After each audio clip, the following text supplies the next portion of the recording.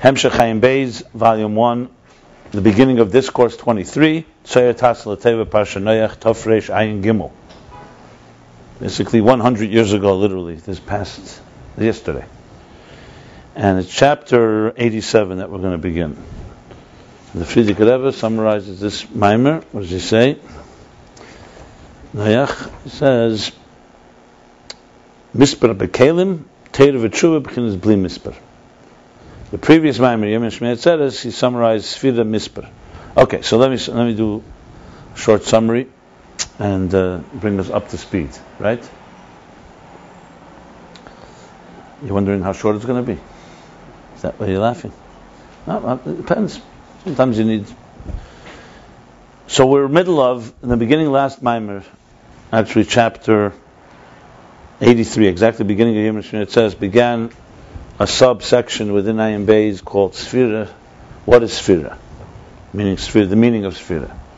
And he's going to be explaining three interpretations. Interpretation 1 is for 9 chapters. We're in the middle of those 9 chapters, which will conclude with the end of this Maimer Noach. And that is Sfira from the word Misper, number. This is coming to explain the question, the presenting question, which is the topic that's going through here. How could there be spheres in Igulim, in transcendence? So to explain that, he's beginning to explain that clearly that spheres have in them more than just one dimension. So sphere, Malash, and Misper. And the analysis has all been in these chapters since 83 till 80, where we're now. 83, we went up to 86, has been Misper. Briefly, Misper, he begins with quoting the Pardes. That Misper refers to one interpretation. The Pardes, that one interpretation of Spheres refers to the Spheres of Atzilus. Misper reveals something that was there before. When you have a certain amount of objects, let's use an example, and you haven't counted them yet, so the Misper doesn't add anything, it just tells you what's the number that was there before. So to Atzilus reveals the Gvul that was there before. What Gvul was there before? The Keach HaGvul that we've been discussing at length, that God wants to have a world of structure. Otherwise known as the 10 hidden spheres. That's the sphere of Sagnuzis. That structure that he wants, before the Tzimtzum, is just completely just based on God's will. So it's part of the whole infinite consciousness, divine consciousness. The Tzimtzum conceals the Bli Gvul, the infinite light, other dimensions, and the Gvul, the Eir HaGvul, begins to emerge. First through the Kav. There it's still very intense and relatively shapeless.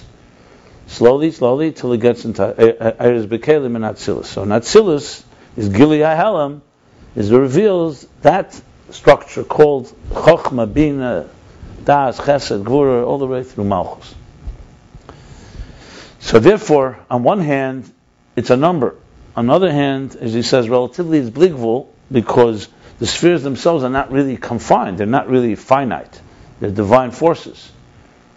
So he explains that there's 2 elements to number. One is that it reveals something, it reveals, like he says, its Hagbola is its revelation of these parameters. Then there's another part of number which begins in the worlds of Biyah, and that's already the Yeshus, the Mitzias, meaning number as it designates, as we relate to it more, as a distinct entities, as concrete items, that an apple is not an orange, etc., etc. Huh? In the beginning, he doesn't yet get to that. That's where it's going to go to. I'm speaking in order of the chapters. But relative to the root, Atzilus is Gvul, is a Misper, relative to the higher levels, because the higher levels are in the real infinite, divine infinite is completely infinite, completely beyond any structure. And also relative to us, in the sense that Atzilus limits the flow outside of Atzilus, but Atzilus itself is still a divine entity. Then comes the next chapter, Peidal, where he breaks it down further and says, in Atzilus itself, where is number really manifest? In Malchus. The 9 higher spheres, relative again, it's all relative. Compared to Malchus, are still Eir's Bekelim, yes, you can call it Misper, but the Misper of the 6 Midas is not yet distinguishable. In Malchus, where the Kelim dominate, That's where they become more distinct, more distinct. And he begins to explain it based on the Siddur. Zecher Rav Tuvcha Yaviyu, V'Tzidkos Chiranenu. So he explains Zecher Rav Tuvcha. The Siddur basically briefly says that all the levels of revelation, it's called the abounding goodness, Rav Tuvcha, we in the lower worlds can only relate to a commemorative element of it, because we can't relate directly to all these emanations, so we call it Zecher. What's Zecher? So he gave an example, Alter Rebbe's example, of a person who has access to something and he counts it, and how he reports the total number to somebody else. So the person who's actually counting the details has the muhus. He's actually counting it. And when he reports it to someone else, he's just saying, the example he gives is 10 10,000s, which would be 100,000. So he's saying number 100,000. He doesn't start saying 1, 2, 3, 4, 5, which would take him days till he got to 100,000, or whatever the amount of time. Think of it, sometimes when you make numbers, you actually, we go 1, 2, 3, 4, then you cross 1, 2, 3, 4. But when you write a number 1 million, in short few digits, you're capturing something that would take you to write forever and ever. That's the example, basically. What I just said now, I was looking at my morim that have discussed this example, and I saw that Tzemach Tzedek and some other add here or there a line that helps understand it. So bottom line is, it's an example. It's an example. Obviously, in our case, we're talking about gradations that are also qualitative. So that he basically breaks it down in chapter 84 to 4. That meant two distinct elements which really break into 4. There's how the person who's actually counting has first a general number. Let's say, as he says, the number 100,000. But that's like the klal before the prat. That's referring to and that's like getting the etzem of it. Then he counts it and breaks it down. It's still the muhus because he has the thing itself. And then when he reports the number to someone else who doesn't have access to the entity itself, think of this as biyah, let's say, or malchus, compared to the higher levels, they also have the general number, which is now a state of katnus. It's a 1 million. 1 million compared to 1,000. Actually, 1 million actually takes less to write than 1,000, the word thousand. But 1,000 is 1 and 3 circles, 3 O's, 3 zeros, and 1 million is 1 and 6 zeros.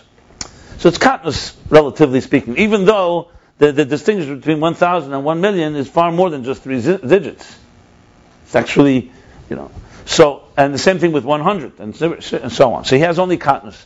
Then when he wants to appreciate the number and he breaks it down, but he's not breaking it down without actually counting it, that's even a further katnus, even a further reduction, so to speak. And the Rebbe Rashab explains, what is this example for? This example comes to teach us the Eris and Kalim. This is the distinction. Mispera Eris is basically the energies as they are in the 9 spheres before Malchus. There the focus is energy. And energy, the key thing is quality.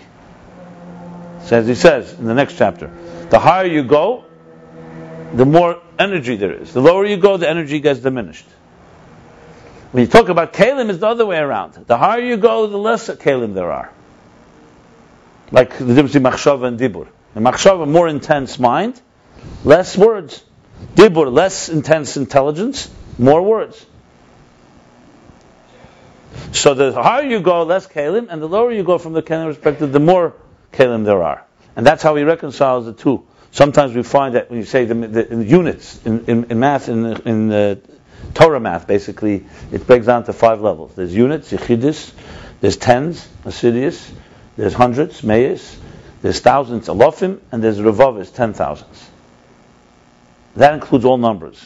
Some Maimonim it says, there's more than 10,000. So it says there's all multiples of 10,000. So basically it's 10 times 10, 1 times 10 is 10, 10 times 10 is 100, 100 times 10 is 1,000, 1,000 times 10 is 10,000. And the rest are multiples of Revavas. So sometimes it says Revava, 10,000 is in Keser, and Yechidus is in Malchus. Sometimes it says Yechidus is in Keser, and Revava is in Malchus. The reconciliation here, which is really, if you read it well, is based on a combination of what it says in the Siddur that I was quoting, and another Maimorim. Because in the Siddur he actually says that there are 2 different explanations for this. I'll just mention it for the record. One explanation, the Siddur is actually a very technical one. He says when you say 10,000 in Kesser, you don't mean 10,000 as individual 10,000, you mean the total 10,000. And Yechidus and Malchus means the breakdown. So it's really not really a contradiction. Because the other opinion that says one is in Kesser is also referring to the total. So it's just a matter of really semantics. But according to Ayin Beis, it goes further, the explanation is deeper than that. The difference is Eris and Kalim. In Eris, you'd say Revava would be 10,000 would be in Kesser, because it has the appreciation of that value, and less diminished is one in Malchus. You have much less Eir. If you're counting from the perspective of containers, so if someone says to you, let's say someone's saying a brilliant concept, they're sharing an idea, and someone says, and then another idea is shared that's less than tens but more words. So someone say, which one is greater? You say it depends what you're talking about. If you talk about intensity of a seichel, the first one is greater, less words. If you talk about amount of words that were said, a lot more words were said were said by the second person. So it depends. You can't just ask a question. What do you mean? What's more? Well, you're counting quantity. You're counting quality. You know, like they say that a guy comes home from work and he tells his wife that he read. He's basically trying to insult her. That women speak twice as many words a day than men. So if men speak, let's say, 15,000 words a day, women speak 30,000 words. Meaning he's trying to suggest she should lower her, the quota. So she says, of course, because every time I say something to you, I have to repeat myself twice.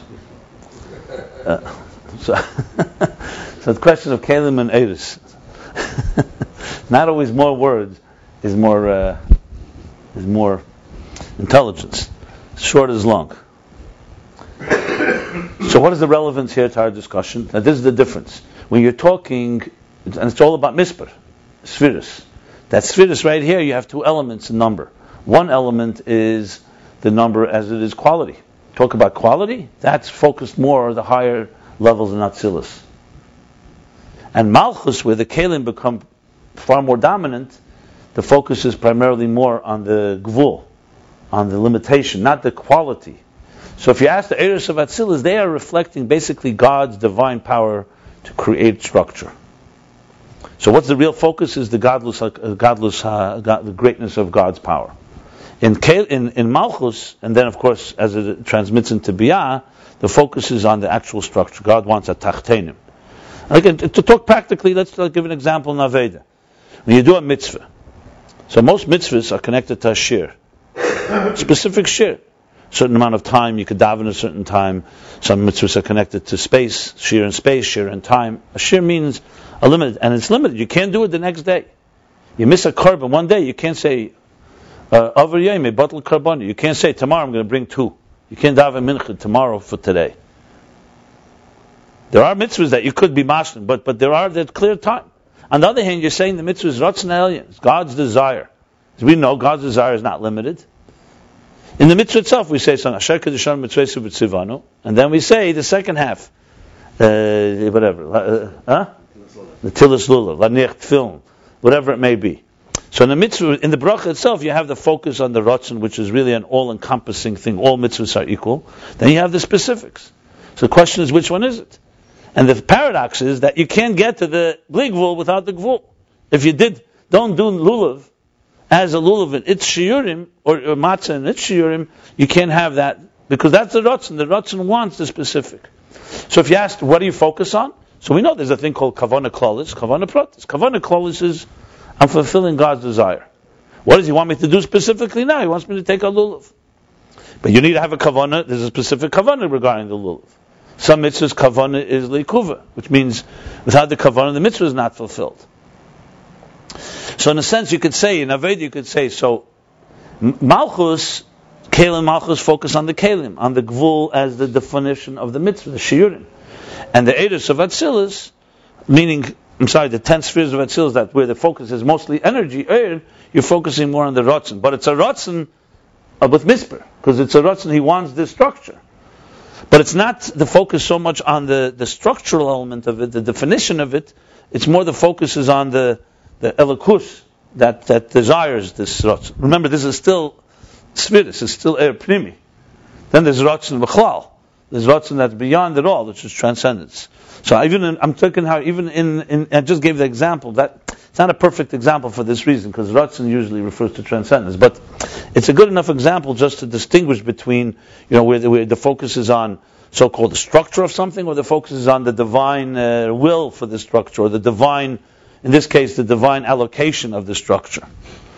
So if you really break it down, Ratzon really is a higher level. I'll just qualify my own example. It's not the example he gives here. But I did come to realize when remember we asked the question, what is Omnam? I think I know what the Omnam is. It's not a qualification in a question, it's more of a qualification in Aveda. Why is it Taka Aveda? And I think it helps. He just doesn't elaborate. Because Bitl HaYesh is Bitl HaKelim. What's Bitl HaYesh? The focus when a Yesh exists is details. The Yer Yesh, Nefesh HaBamis, it's involved in the details of existence. Like we spoke. When we look at the world, we see quantity. And you want to sublimate even the quantity, so that's Bitl HaYesh, that's Halos Man of Kelim. And the Aveda of Nefesh HaLekis, focus of Nefesh HaLekis is the Nefesh HaLekis is initially divine. So its connection to God is more on an energy level. It's not taking many containers and sublimating them. It's Mesiras Nefesh of the Nefesh HaLekis. That's in Aveda the higher level of what I just said, the Mispar HaEris. That's what it comes down to, the Mispar HaEris, the Mispar HaMeruba. So Nefesh HaLekis is much more focused on that, Ma'amochus. And Nefesh HaBamis is more Mitzias, if you want to put it in those terms. Now finally, the end of the Maimer, which, I think this summary is critical to the next Maimer, as we'll see in a moment. At the end of the Maimer, which is the end of chapter 86, he says, this is what it means, V'hoye mispar b'nei Yisrael asher lo yisofer. So what does that mean? That the number of Eden will be where you can't count. Is it a number you can't count it? So he says, this is Eir. It's a number that's not countable. It's a number, because it's Ke'echa Gvul of Ein Seif. But what is it a number? It's a number of God's infinity. It's part of God's infinite power. So it's a number that's Lo Yisafir. And he explains two elements to this. When it comes to Malchus, where the focus is on Kelim, I'm just reading the top of page 165. In Kelim, which, as he explained, I should have added Pnimis HaKelim, to be more precise. Pnimis HaKelim, because the real number, definition of number, comes from Kelim, not from Eiris. Because Eir would be more reflective of divine power, which is more so-called less number-oriented. The tangible element of number comes through Kelim. So Pnimis HaKelim, which is like the colors of the light, it's not the function of the container. It's like the Shema Etzem, or a step below it, but not Shem HaTeyar, not the Shema Pa'ula, not the function of the Kelim. That is connected to the Mispar HaEris, because its main role is revealing the light, revealing the energy. And that is Lo Yisafir. When you talk about Mispar HaKelim, in other words, the Malchus, Chetzenis HaKelim, there the focus on Ischalkus, the distinction of one and the next and so on. So you need both. Remember, we constantly need both. It's an interface. He said it's a mamutza. It's an interface. You need something that reflects a more divine dimension, which is the Eir, and you have something the Kelim reflect more the structure of existence. If you say what's wrong with just having Mispar HaEris, it would be compromised tachtenim. It would compromise the structure of our existence. If you only have Kelim, it compromises the connection. Even more bedakas, it's Pnimis HaKelim and Chetzenis HaKelim. So you see how many levels we go here. Okay. That's one thing. And that's what L'tfunase Ein Mispar means. Where again, what does Tfuna have to do with Mispar? Tfuna is Seichel. Answer is because the Tfuna is going on Pnimis V'atzmus HaMechen, the core intelligence. It's L'mayla from Mechen and Midas, and that also is Eir, and Eir is Ein Mispar. And then he concludes and says, V'gamina Mispar Shal Yisafir is the Aveda. What does it mean? It's a deeper meaning of V'hoye B'nei is Mispar B'nei Yisrael. It's not just talking about the number of B'nei Yisrael. It's that B'nei Yisrael, Neshamas Yisrael, are mamshech. They draw down blim is Lo Yisafir into Mispar. And he explains this is through two ways, through Teira and through Tshuva. Teira, the Lashon is Shishim Heim Melachis V'alomes Ein Mispar. The Gemara, what does the Medrash say? Shishim Heim Mesechtes. Alomes Ein Al Tikra Alomes Ela Elamis. What is the meaning? That by learning Mesechtes, learning Teira, which is Etzem HaChachma, core intelligence, Chachmei Law, Your mamshech alamis, elamis ein mispir, your mamshech ein lo yisofer in elamis. That's the interpretation here. And the second way is through tshuva. Because tshuva reaches in a concealed, it reaches in its concealed place, which is beyond number, and it reveals that. And then at the end he says, that's Shmini Atzeres. Shmini Atzeres is Shmini Bina. Atzeres Niklat, Klita, which means retention, integration, internalization. What is it internalizing? The Makifim of Rosh Hashanah Yom Kippur. So you have the same idea. Makifim is beyond number. The whole year we only have number. The Aveda is in Mispur. Geluyim, Kech is Geluyim. And Shmini Atzeres is an interface. It brings the Makifim, the Lo Yisofar of Rosh Hashanah Yom Kippur into Pnimius, into number, into structure. Now, you asked a question about Lo Yisofar. We talked, the whole thing began, the whole discussion, if you recall in the beginning of chapter 83, is how there's spheres in transcendence.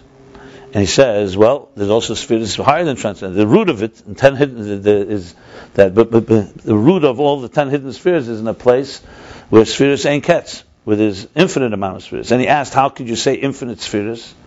The answer was, because the spheres there are in a form of pshittas, they're completely shapeless. To understand that, he began to discuss the whole thing with numbers. He's going to get back to that in 30 chapters from now. But I will just say for the record, Lo Yisofar that he's talking here is in Atzilus, not in Sfiras Ein Ketz. Sfiras Ein Ketz is the level, if you remember, before the Tzimtzum, you have Eir in general, which is, let's call it, divine consciousness. Field of energy, like a field of divine energy. As opposed to Atzmus being built in Metzias Nimtza, which is Bichlal, you can't talk about it, it's not even in a state of any, what we call existence. You have the existence of Eir. Within that, if you recall, comes a level of Akedam Aleis HaRatzon, before he even desires. Then comes a desire. There he talks, that either before the desire or the desire, I think before the desire is a state where there's already spheres. Because everything has to come through spheres, but it's spheres Ein Ketz. Remember we talked the example of the artist. Artist, infinite amount of possibilities. Before the artist chooses, he wants to paint this painting, he can paint a million paintings. Talk about Lahavdil and Etlakus and godliness, infinite. God could have created a world with 100 spheres, with 1 billion spheres, with one sphere, with Ein Ketz spheres. So you have spheres Ein Ketz, that's one level. Then he chose, there's such a level. Which means there's such a level now too. Then within that level, he desired, right, yeah.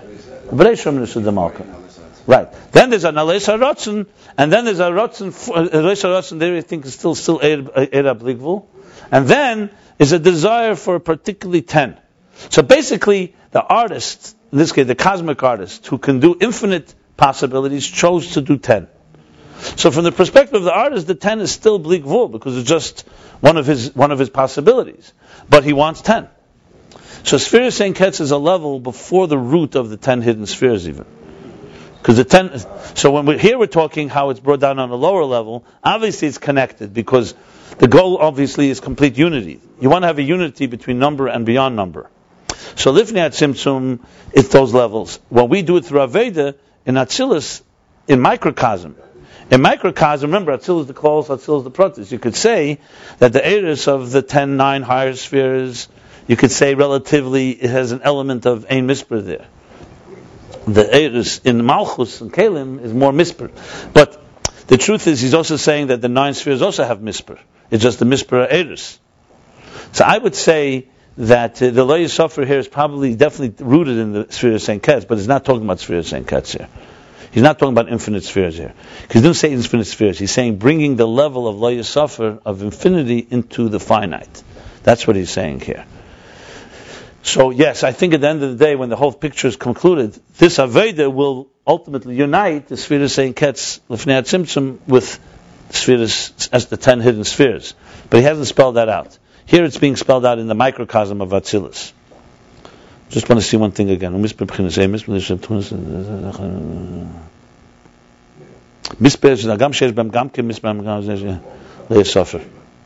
Yeah, this is definitely not, because remember the root of Sevav Kalam and of transcendence is even that is lower than the sphere of Ein Ketz, if I recall correctly, or the same level maybe.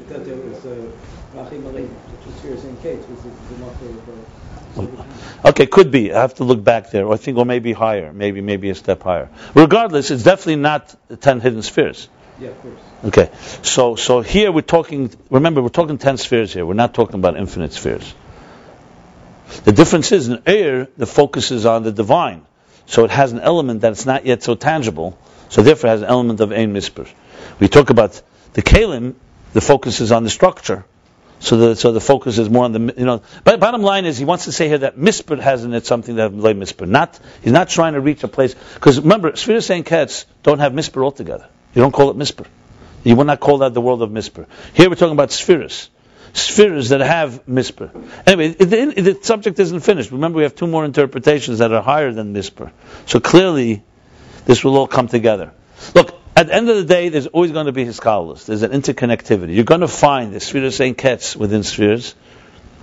As I've been discussing all the time, you have the constant overlap. But if you ask precisely here, he's talking about 10 spheres for sure. It's very clear, because he's not talking about Keser, he's talking about the 10 spheres. Except, he's not distinguished between the 10 spheres as they are Eris, where the focus is on quality, as opposed to 10 spheres in Kalim, where the focus is on quantity. That's the key difference here. So when you focus on quality, it has an element of ein misper. I understand, and it's reminiscent very much of Sfiras Ein Ketz. That's why you brought up the question. No, fine.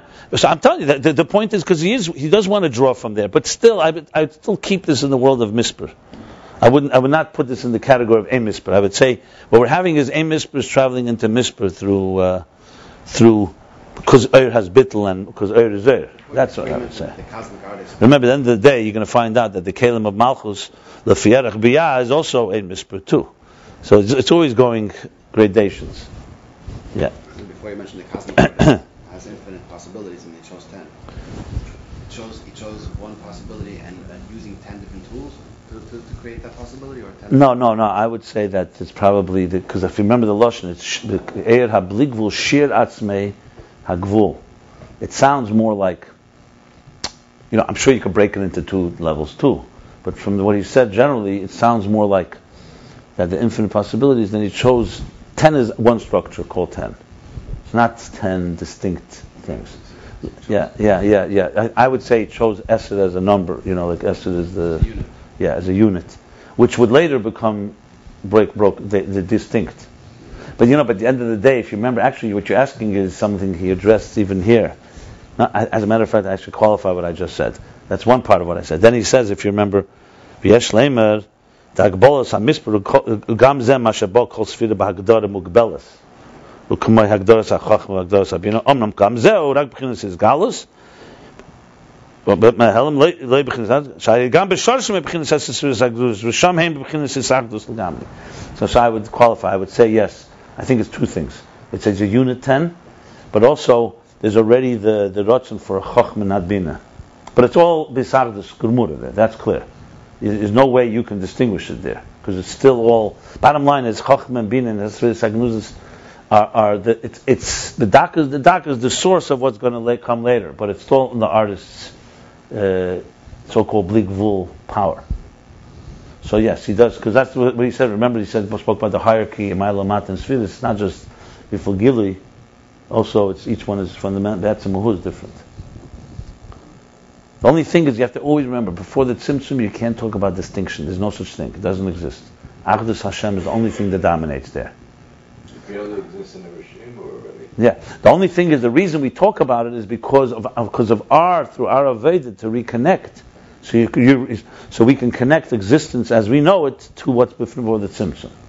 But from the perspective of that, from there, or else you wouldn't need a Tzimtzum if it's already distinct. What do you need a Tzimtzum? God, the whole point. Why we keep talking. God doesn't need a Tzimtzum, but the student does, because the student won't get the flow of intelligence if there isn't, and it won't be on our terms. That's the key.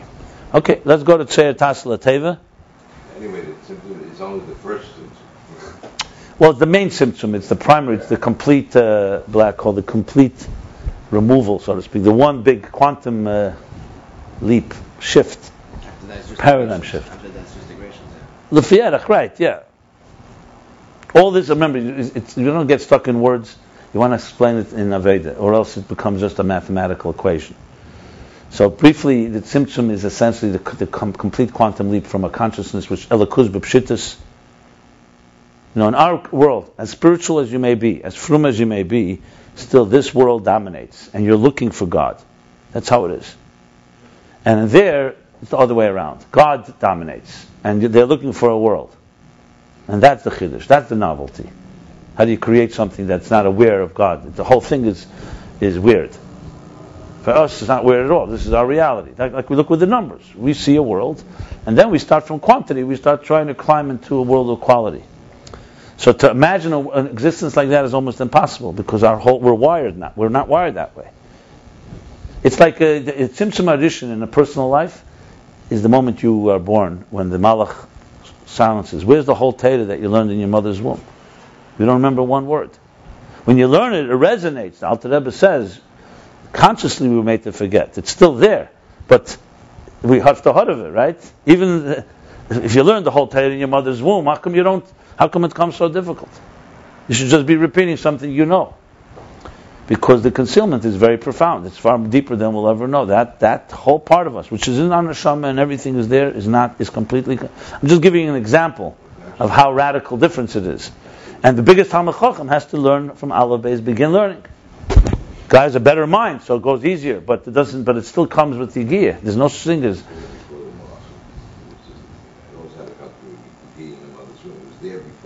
No, it's a fascinating concept that we have. Look, no yeshiva will ever beat the yeshiva that was those 9 months. Am I right? Because there it's without any, pure teacher. Huh? But it was there already even before the Yeah. Huh? Machlek is nothing. Powerful thing. Mashbir Neisei. Right. Okay, so let's learn now Maimer Tzeir Tasa, page 166. Tzeir Tasa Lateva. Vel Amo Tichleno Milmaila. You shall make a tzayar, which Rashi says is either 2 meanings, right? A window or a light, or a fire, or a even teva. He says it, okay. Vel Amo Tichleno Milmaila. And you should leave a space of an amma above. Yeah. Right. Well, Pirish Rashi. Tzayar, what is tzayar? Yashem chalein. Some say it's a window. Yashem even teva. Hameira lehem. Some say it's a brilliant stone that shines on them. We have to understand what is the union of the teva of the ark in general. What's the difference between a window and a brilliant stone? That there's 2 opinions. There must be some big Gemara Sanhedrin Isa. The Gemara Sanhedrin it says Rabbi Yehuda. Probably. HaKadosh Baruch Hu l'neach. The Eibishter Hashem said to Neach, "Cover by avonim tevis u'magalias." You shall cover. You shall permanently install precious stones or brilliant stones of margolius, which sometimes margolius pearls or gems. How do Bichlal explain the difference between avonim tevis and margolius? Is it the same thing? Just gems. Which one is the pearls? Right. There is the Sikha from the Frierdiker Rebbe where he talks about, below the water that you put. But it's okay. Avon Tavis is precious stones. People haven't seen established. Right. But I mean, it's usually treasures, but Tavis is precious stones like rubies and other things, and Megalius are the diamonds. Diamonds? Yeah. Or pearls? Diamond is a precious stone, category of an emerald. Yeah, but that wouldn't be part of it. Anyway. Okay, no, just asking. It's interesting to know what the difference is. Probably modern Hebrew means one thing, and Teda. The question is in Teda Hebrew. I mean, the lashon is everywhere. So many places. Avonim Tevis Magov and Gemara. There must be. Avonim Tevis is definitely more general, referring to all precious stones. Okay, well, fine. I'm just pointing out. I just see it. Pninim is also called. Pninim? He's also called pearls now. In Teda, Lashon Teda? It's in Lashon Tanakh. Yeah, Teiv Mipnim, yeah. Okay, just wondering. Okay, she's asking what's the Gemara say? Kol ba'avonim Teiv Magolish. Sheyu me'irim lochem ketzarayim. That they should radiate for you like the noon, in other words, the brightness of the sun during noontime. The tzarayim is the high point of light during the day. That's why it's called tzaharayim. Tzahar. So it's brilliance. You know, achat tzarayim, lifnei tzarayim. Tzarayim is noon generally. That's my yom hazeh. So mafarish tzeir lashon tzarayim. So the Gemara is interpreting tzeir from the word tzaharayim, which is brilliance or brightness, or afternoon or noon. What's the inyan? The teva should be ray. No, it's not just a light, a window, or a precious stone, a brilliant stone, brings light into a dark place. When you say ketzarayim, you're talking about like literally being like daylight. So it's far more than just a window. So in other words, a greater form of light. So the question is, what's the inyan in this? It's essentially gradations, if you really think about it, of how much light is coming in. Tzarayim means that what's the inyan, that the teva should be so illuminated. And through what? Through avonim tevis. In other words, it's not just it's not like making a lot of windows. It's specifically through the precious stones or brilliant stones. It's like it said by Maisim Tevim. It says Maisim Tevim Umeirim. The word is tevis means good, precious, but it also means illuminating. Also, we have to understand what's the connection. This end of the sentence with the beginning of the verse. What's one thing to that connected to the next? That you should leave a space of an amma above. To what it says earlier, this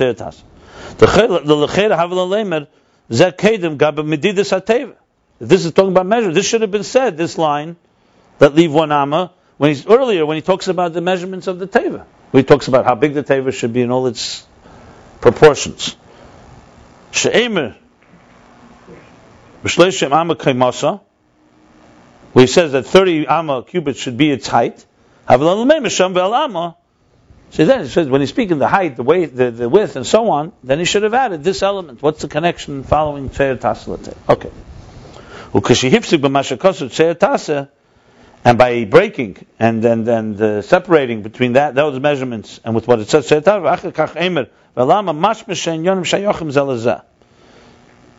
by putting at the end of this verse and breaking with the Tzeir, with the Tzeir, clearly it appears, mashma, it's apparent that there's a connection between the Yonim Tzarech Lahav and Ma'ah HaShaychus. We have to understand what is the connection.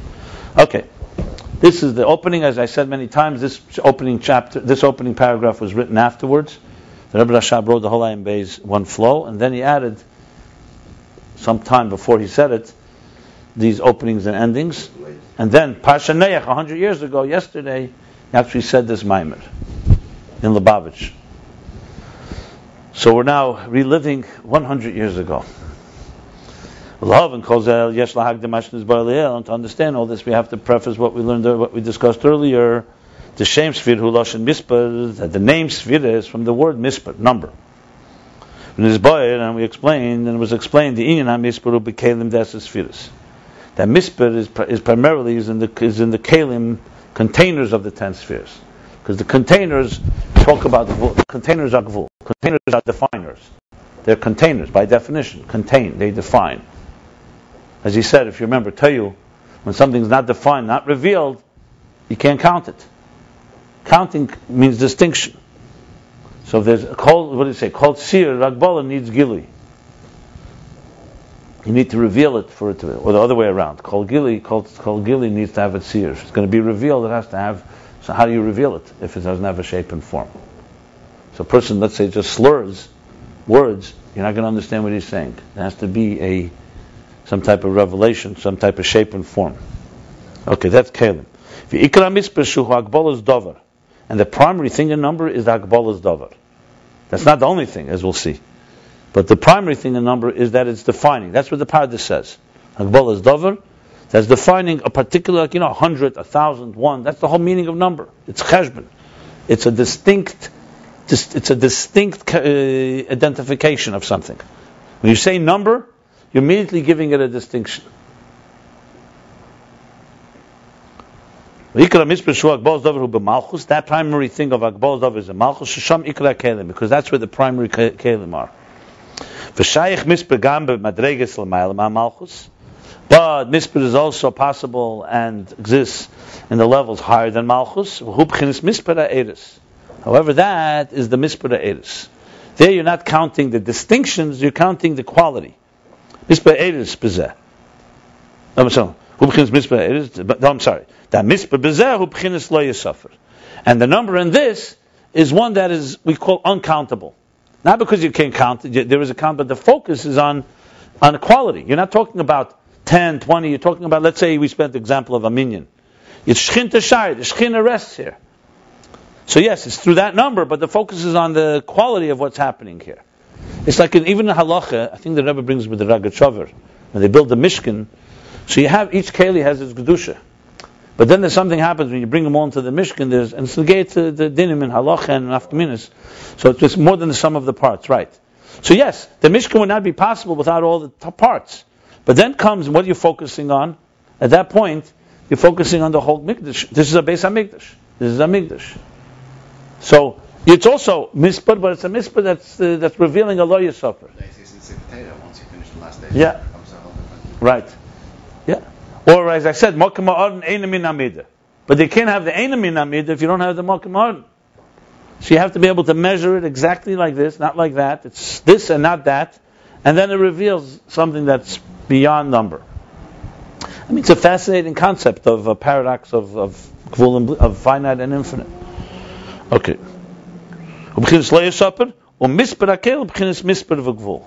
And the number of Kalim focuses on the Mispar Gvul. So basically here's where number meets beyond number, where quantity meets quality, essentially. Good. But he's going to explain this further, and I'm sure it's going to help us understand the whole things. V'hinei, page 167, chapter 87. V'hinei beis b'chinas Mispar Anal. Now these two dimensions in number, Shazel Mispar Eris. Mispar Eris and Mispar Kelim, the two dimensions, the number of energies. Just think of energy as quality, the number of quality and the number as in quantity. Zeh Mashal Marazal, the Pei Kama de Beitza. This is what it says, Razal saying in the first chapter in Beitza, Shadar Kelim She'enoi Sheninu, Oi Kol Shadar Kelim Sheninu. There's two expressions in the Torah. Shadar Kelim, that which has the conventional shadarki, that it's usual that we have the habit of counting. Not habit, it's darki. It's more it's a word, not procedure. Something that you usually count. That's what it means. Darki count. It's something that you count, like money, countable. And there's the expression kol, not s, but kol shadarki limnes. Everything that it's possible to count, that we usually count. How would you say that? Darke is like a minik, a routine. A shteiger, right. How do you translate shteiger? The way it's done.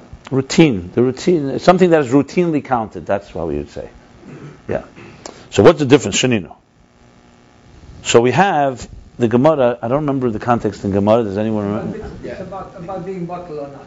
The Gemara is talking about if there's a badan, the Rimani badan, the things that are quality, that you count each one individually, or if things you count by pound. Bottle, and bottle. Right. And And it gives an example of something. Is it only if you don't sell it in any other way, only through counting, or culture that kalitzvah, means but sometimes you could sell it by the bushel also. Right. But it's also the derech is by counting. Let's say nuts, for example.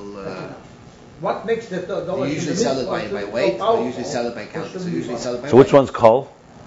The one that you all that includes other things. You could do either way. You could either count it, or you could either sell it by weight. Only this one particular. The 7 specific ones that the Gemara gives a chachman. Oh, that so S is more is only so S Shadar Kalimus is referring to items that are only transactions are only through counting. Definitely not bottle. Right. So they're definitely not bottled because you actually count units. And other ones, if you sell them by groups or by weight, volume of weight, then he's going to spell it out. But I'm saying then it's called kol shadar kelimnis, right? He says it. He says it. Oh, he's going to say it. Okay then. But one second. Why is that kol? Kol shadar kelimnis. Why is it S and kol? How is it merumas in those words? No, because kol shadar kelimnis. Everything you can count. Everything you can count. So meaning everything. But including like that. And S shadar kelimnis, S shadar kelimnis. And S would mean things that are only by count. Okay, fine. Good. What daf is it? You remember? It's right in the beginning. The second or third daf. And it's about. It's one of them. And it's about bittul. It's about bittul in Yonim, which in I bet it couldn't become. Huh? It's not the biyamtav. It's not bottle. Bottle. That's all the whole thing. Okay. Why bet it should not be biyamtav? Okay. It should be bottle. It should be between many bases. Because you count them by individuals. Tomorrow he's going to be good already. So it's not Yom Tov anymore. Or because it's a dovish of the million. It's not bottle.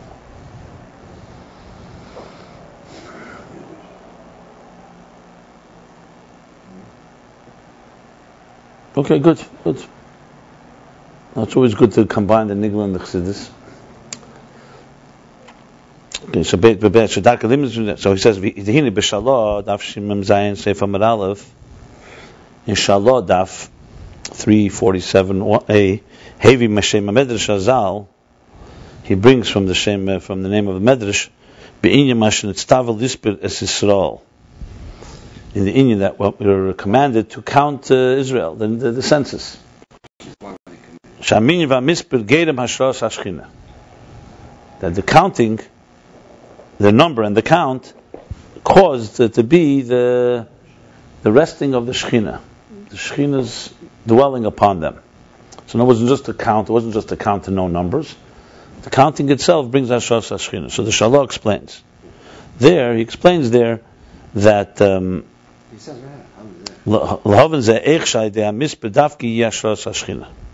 that the Shalah? I don't think that's the Shalah. Is that it? Maybe. Now the Shalah, if I recall correctly, I think he's going to bring it later. The Shalah talks about these two Esh and Kol in that context of the counting of the Yidden. Okay, but let's continue here. Lahavin said to understand this, to understand this, how through the number. So how specifically through number comes Hashras Hashchina. In other words, what's the connection? This is a number, and this is Hashras Hashchina, which is something that is a spiritual revelation.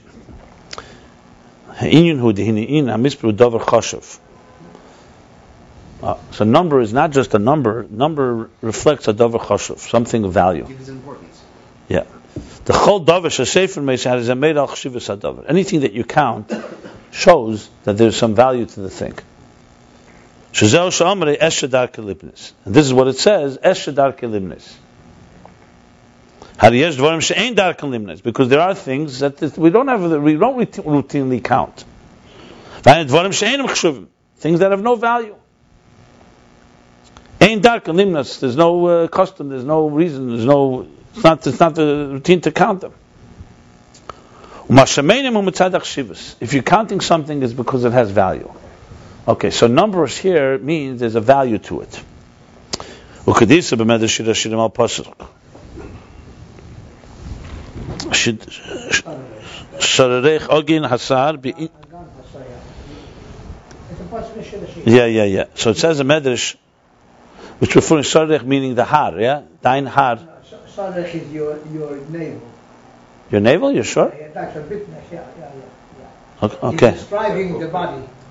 Your navel, the navel. The navel, the pupik, yeah. The navel of a human being. A kurkevin. Yeah, probably that. What's the pshat? The water attached to it is the reverse of Sanhedrin. Sanhedrin used to sit in a circle. Agana Sayah. Sarech refers to the Sanhedrin. But the portion of the shtat is attached to a Bible. Be'inyan bitnecha rimas chitim. That your stomach is compared to a heap of meat. Of beans, of bushel. Of chitim is wheat, beans. Kleyokar. Wheat berries. The Kleyokot touched us that even the stomach from the Yidin, the Kashmir, is a chitim which is very, very precious. It's a das Kitov, it's a vitamin. The Kleyokot says that. The Kleyokot says that.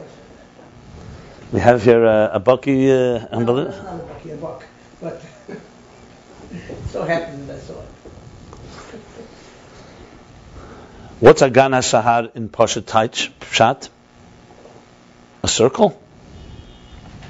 Yeah, you look at the shir, but yeah, a sahar is a definitely a circle. Yeah, it's very Zayin, Pasuk Gimel. Mm-hmm.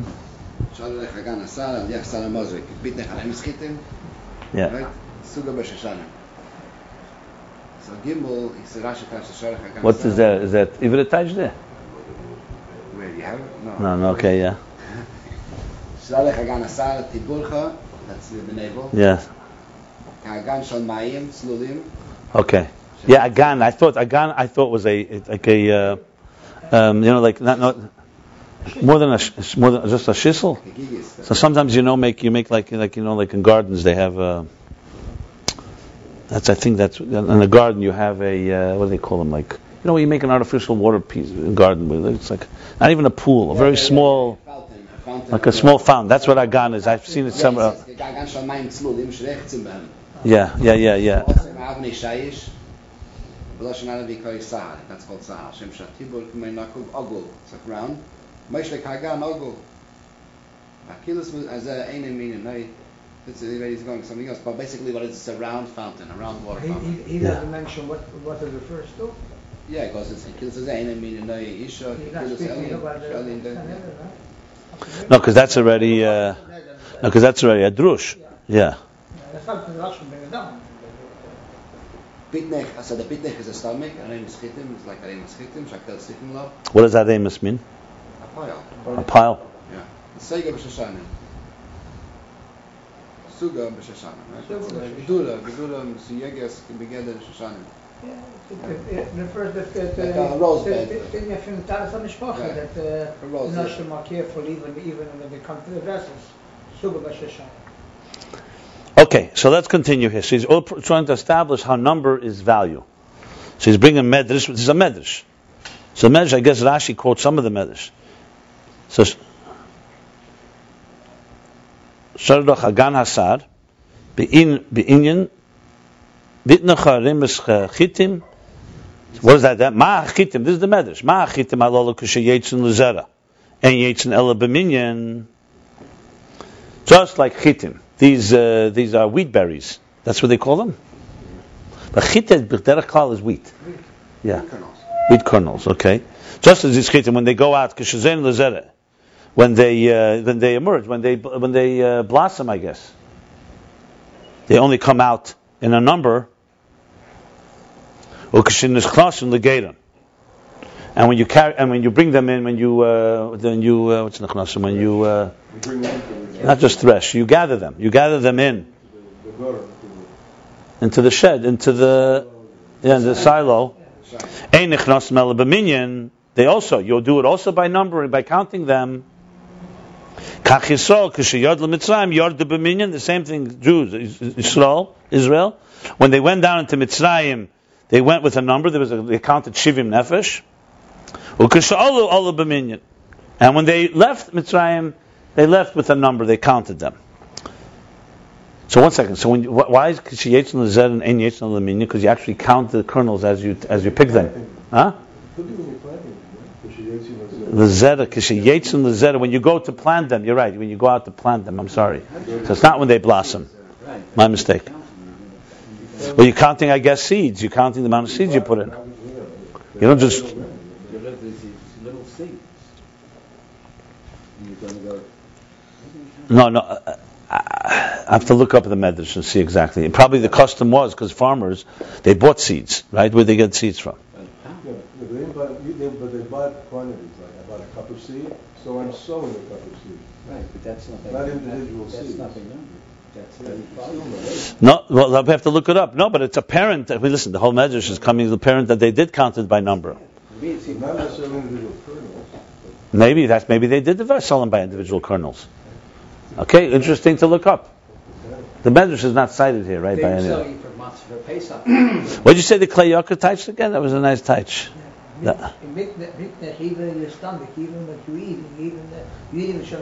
It's also refined. Okay. Okay, this needs. Well, I'm going to look it up. Let's see here. Fine. Again, fine. Yeah, you're right. It's clearly referring to the custom of the land. That's what they did. It must be spelled out how exactly that is. And also when you gather. So same thing with Eden. So Yardu, the Mitzrayim, is like Zayrin, when they were planted. And when they left Mitzrayim is like when they were gathered. So both are with a minyan. That's all because of the value. That's where they're counted. Like it says, you count a number to the stars. You who draws out, Hametzi, that draws out the number of Tzvam, the Haran, the stars. All this is from Chshivus. It's interesting, he doesn't bring the Rashi right in the beginning. He probably will bring it, looks pretty thorough. And what is the Chshivus? What's the value? Oh, that's what it says in Shir Hashirim? Merev Einim V'amitz? Keich Yishlei Neder? No, that's by Meina Mispar L'Kechovim probably. Yeah, Meina Mispar, yeah. That's what it says afterwards. Merev Einim V'amitz, Keich Yishlei Neder. Well, Peter Sharavet, okay, literal types Merev Einim V'amitz from his great power and strength. Keich V'amitz, Keich Yishlei Neder will never be missing, weakened. Well, Pirush HaRaveh v'Radak, the Even HaEzer and the Radak interpret Ish Ma'kechovim le'neder. No individual of the stars will ever disappear, will ever be lost. Shekulam kayom ve'emdim b'reim elam, because all of them stand and are sustained and preserved. Kayomim sustained. Ve'emdim b'reim elam, meaning in the height of the world, in the height of the heavens, I guess. From the beginning of creation. Not like the creatures on earth that decay and die and are subject. In other words, the stars. It's a chazakim kiyemi bottom is the oh, here, right here. Okay, he brings it. Yerushalmi al pasuk Eila tell this. Like it says in Yerushalmi in the pasuk Eila tell this Shemaim v'Sa'aretz be bottom. What's be bottom? B'yem he bottom. What does it mean? Eila tells these are the tell is the story of Shemaim v'Sa'aretz. So he says there is power b'yem bottom shem chazakim kiyemi bottom, that they're powerful today just as they were when they first were created. This is with the Keich Ein Seif, obviously. Here's what he says. Because here the obvious question is, what do you mean? They're also creatures. Everything in the material world decays and deteriorates. So it's known that it's not from their own power. There's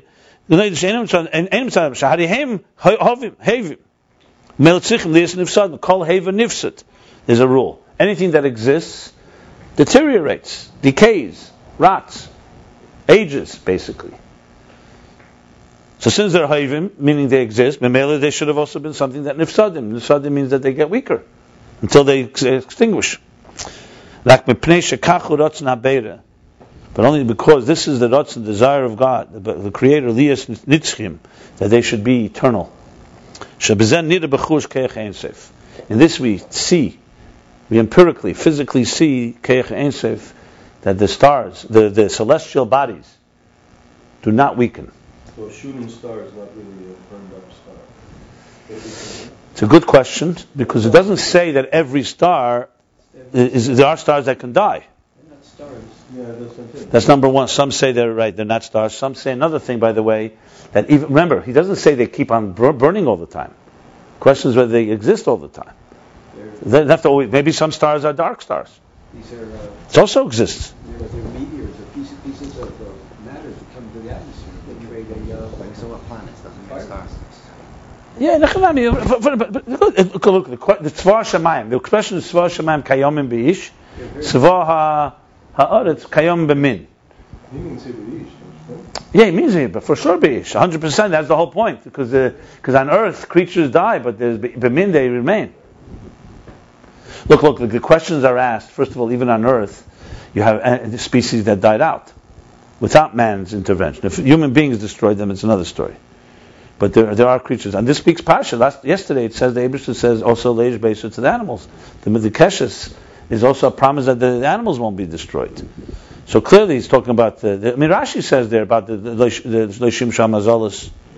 So clearly this is discussed in places.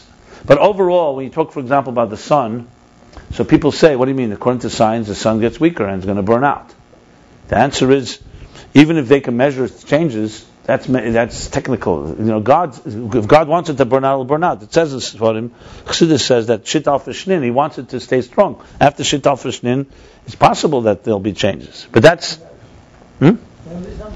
Yeah, but bottom line is that the sun is not like... let's put it this way. The sun is not like creatures on earth, that the sun gave birth to other suns. It's one sun, the same sun we're looking at, Moshe Rabbeinu looked at, Adam HaRishon saw, and that's Chazakim Kiyemi Barim. The point being here all is this, of course he's bringing this all concept Ishlei Nedar. He's trying to explain what is the Chshivus, it's eternity. Because right now we established, from number one, number is Chshivus. What is the Chshivus? Now he's saying it's Chshivus means, in this case he's bringing this pasuk, Shalzen Namar Sham Kedem Shesu Marim Einechem V'Rumi Bara Eila. He's bringing it's a whole series of psukim that he's explaining here. And that's what it says earlier there, Sur Marim Einechem V'Rumi Bara Eila, raise your eyes to heaven and see who created all this. The B'Nivraim Eila Nira B'Chush. Because when you look at the Sur Marim Einechem, you look at these Nivraim. Mispar, what is it called? Mispar HaKechavim. Hametzim Mispar Shvam. Meina Mispar HaKechavim. You look at it, Nir B'chush, Keich Ein Seif. You'll see the Keich Ein Seif, B'chinzadiyah Chushis Mamish. Literally with your eyes. Because it's impossible for them to be preserved, sustained, and eternal on their own. They're creatures. All creatures. In Schevus Elavavis, other places it brings, how do you prove that a Nivra is Gvul? So number one is, because, first, here he says, there's a few reasons. First of all, Ein Dover Eses Hasmi, nothing can create itself. Number two, a nivra by definition is made up of parts. That's harkavasam. It's murkav. Since it's made up of parts, so anything that's murkav, ultimately the parts come apart because it's not fundamentally, it has not any fundamental power. So it'll ultimately weaken the whole. That's what he says there. The efsher. What does he say below? Okay, geen ik zou zeggen, begrijp dat mij ik mag ik het even zo verkosten wie im ken. En de gera kavan wie im ken ef. That's what they're saying. Okay. What's wrong with the way it is? Ef. What's wrong with what you need im ken?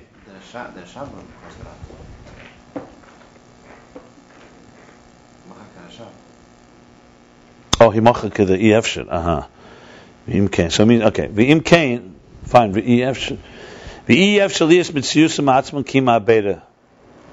there's no way that their existence can be on their own, only from the Creator. Who also is markiv. No, there's two things that he says there. I made a mistake. One thing he says, the reason they have to deteriorate is because they're hakava, so they have to come apart. The other thing is that the fact that they're hakava means that someone had to bring them together. How could two things come together? So it means they have to come from a force that's higher. V'chol hamurkiv seifili parted. That's the second part, and everything that's made up of parts. At the end, has to come apart. Therefore, that which causes them to preserve, to sustain, be sustained, that's only from the keich ein sof that actually sustains them. So you need a force that keeps them going. It would be like throwing a stone. There's no such thing as a flying stone. You throw a stone because there's a power in it. So if you see something that's continuously energy, it's coming from something that's continuously giving it that power. That's the Keich Ein Sof.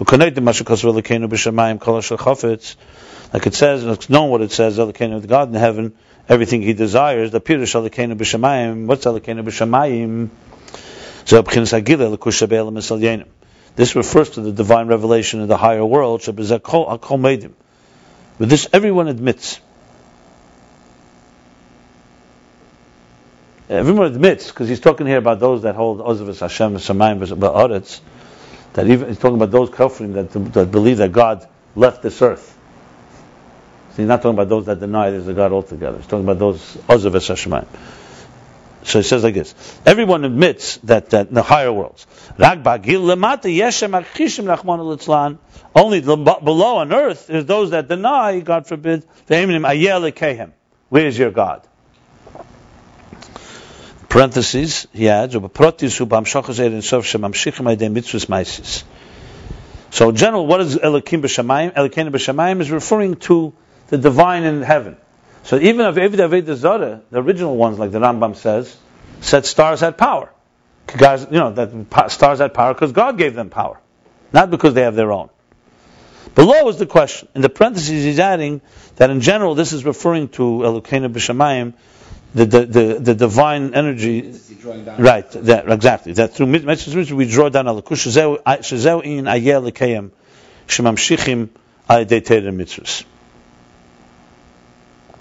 In other words, they say ayeh lekayim. Where do we see that? I'm thinking. That's what I'm thinking. Let me read further. Mashakosav Elokeinu b'Shamayim koyal avedis ruchnis. I got it. Aveda Elokim b'Shamayim. The first half of the pasuk is Elokeinu means referring aveda ruchnis kama avedis ha'ovis shahoyu b'chinas merkava shalzeh kol meidim shemamshich ma'zegid elokus. That's referring to the aveda ruchnis, like the aveda of the ovis patriarchs. They were merkava. They were a chariot. They were completely bottled. So everyone admits that they draw down and reveal the divine. You could argue, when you're in Ruchnis, you could be Mamshech. But Maisis, what's mitzvahs? Maisis is physical things. What does God have to do with inferior physical objects? So it's a dakas dika kfira, so to speak. It's in other words, and this he asks, where is your God? There's no God in physical, like the Meraglim said, or you have other examples. Where someone says, Ruchnis, I understand. How can I have a God in Gashmis? So the answer is, through Ma'aseh Mitzvahs, you show. No. In other words, no, the Kasha is on your Ma'aseh Mitzvahs. That's what he's saying. Ayelikeim, V'ui does da. Right. In other words, the questions on Amshachas answer, Shamamshich Ma'adei Ma'aseh Mitzvahs. Right. And in general, that's Beprotis. The Protis and Bechlolos. In general, he's talking about Hamshachas Ein Sof in the lower worlds. So all this is and now this is what the pasuk is saying. The Kashem Shalakeinu b'Shamayim, just like Elokeinu b'Shamayim that Hakol Meidim, everyone admits, Kamei Ken Kol Asher Chayfetz Asa. That's the Hemshech HaPasuk. What's the Hemshech Elokeinu b'Shamayim Kol Asher Chayfetz?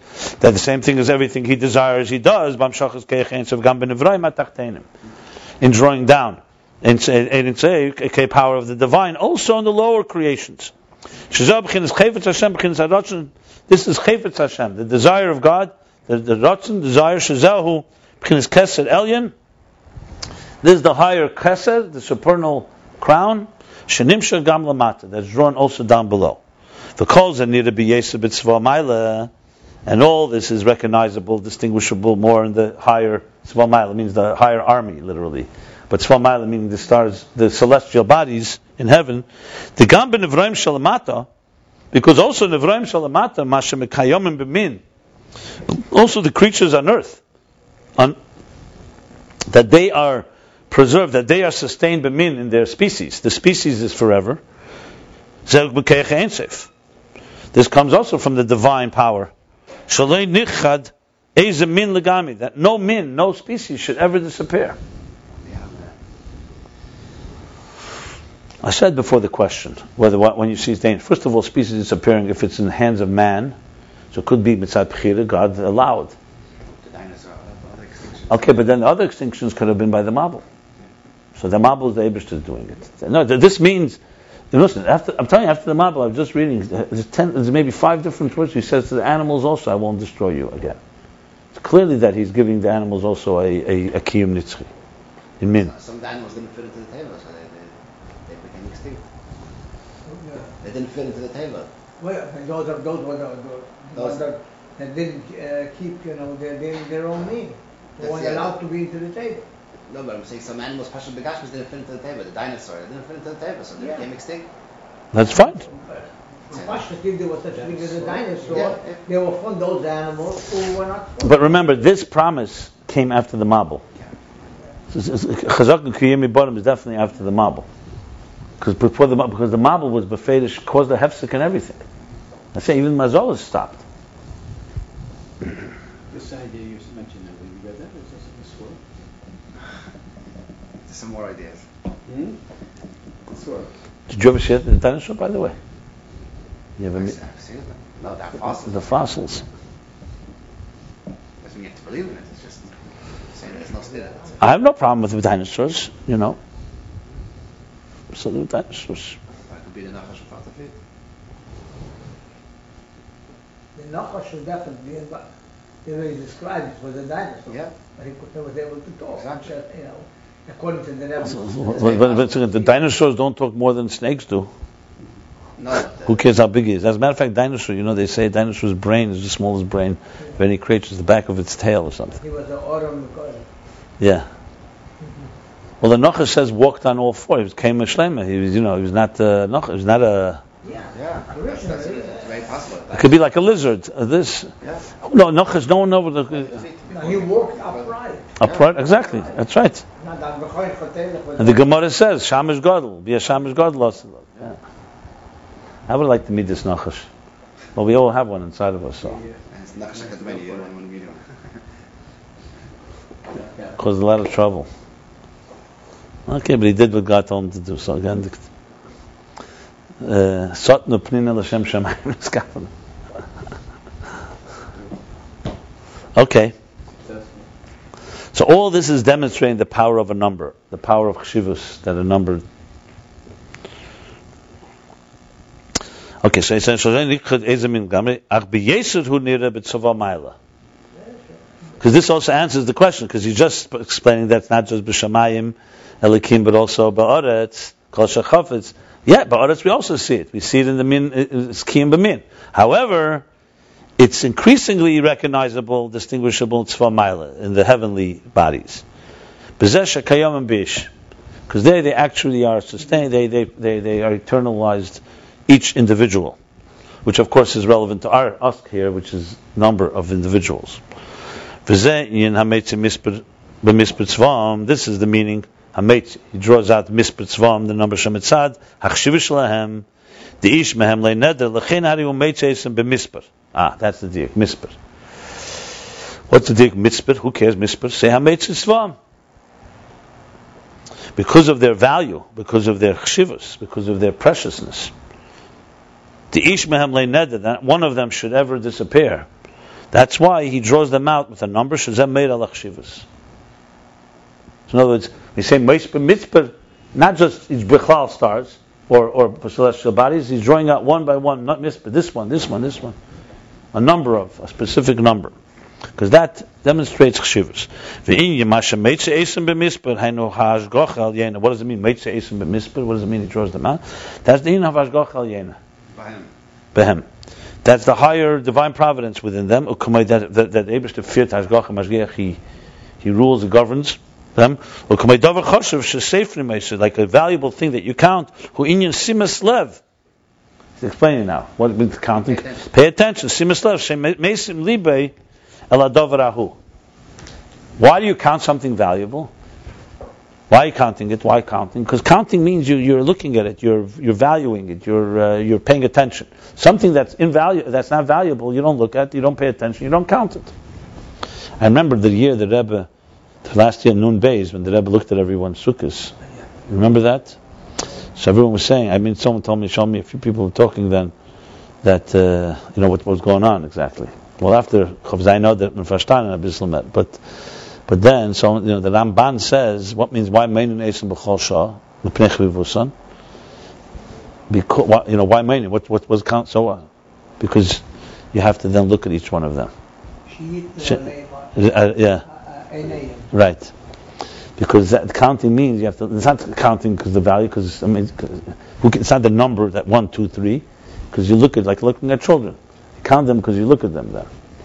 So I know some of us count our children. We take them to amusement park. You want to make sure everyone's around. But yeah, but Pnei Sheh, right, exactly. So it was the Indian of.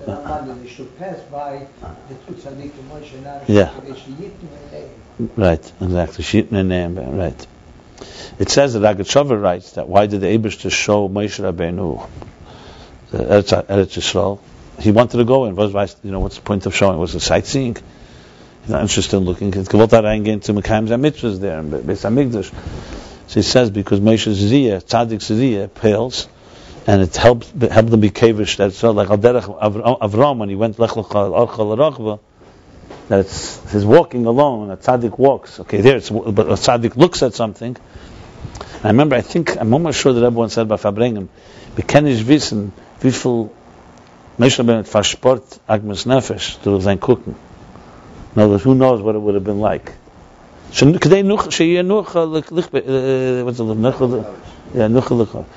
Steht da das Ding von Avira, wenn sie so machen, comes from that look of Moshe Rabbeinu. Yeah? Avira. I got it, that's good. When the Gerer Rebbe went into Eretz Yisrael, came to Eretz Yisrael, he met the Rav Kook. So Rav Kook asked him if he feels the Avira Eretz Yisrael machkim. So he said, Siyog l'choch mishtike.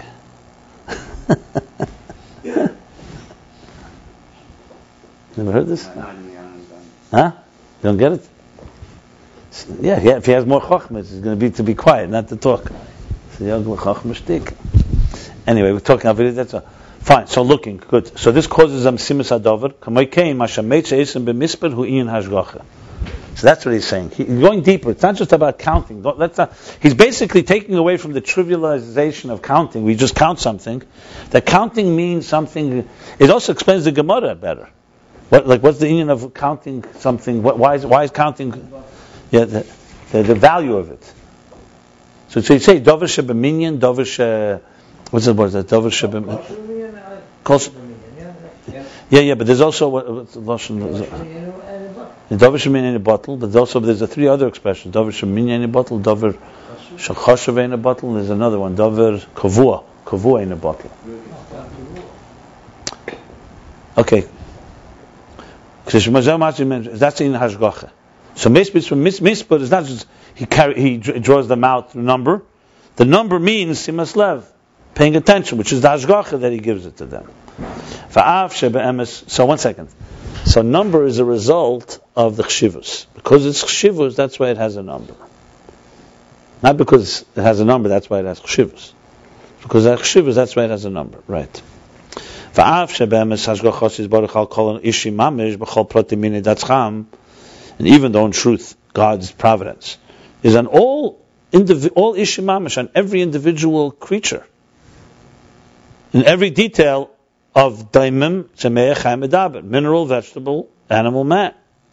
Gam b'deim mayeser achre, even the lowest mineral, meaning even something that does not have kayomim beish, even something that is not lived forever, even if it's only preserved as a species. Im kol zeh vada yeshchiluk mechilukim madreges binyan hashgacha. Nevertheless, so then why is that mispur tzvam? It's also mispur everything. Yeah. So the answer is because you have to say that there's definitely levels in the providence, in hashgacha, in God's providence, in God's. Like it says in